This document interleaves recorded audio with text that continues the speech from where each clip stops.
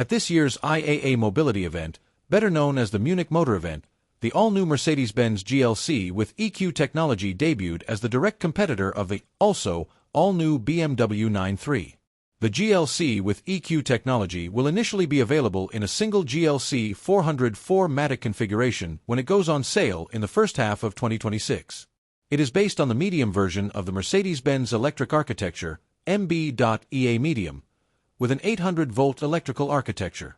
On paper, the GLC EQ is far better than the EQC, which was the company's first EQ family member when it was first released back in September 2018. Thanks to a lithium-ion battery with a usable energy content of 94 kilowatt-hours, the more recent electric vehicle, EV, can go up to 713 kilometers on a single charge while adhering to the WLTP standard. The maximum AC rate at which this may be charged is 11 kilowatts, though 22 kilowatts is a possibility. Additionally, 300 kilometers can be recharged in 10 minutes using DC fast charging, which has a 330 kilowatts limit and can get the battery from a 10 to 80% level of charge in just 22 minutes.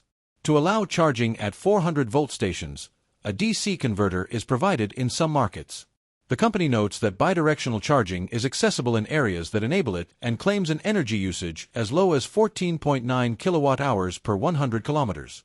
Two permanently excited synchronous electric motors, one on each axle, are powered by the battery to provide all-wheel drive and a system output of 489 horsepower, 483 horsepower or 360 kilowatts.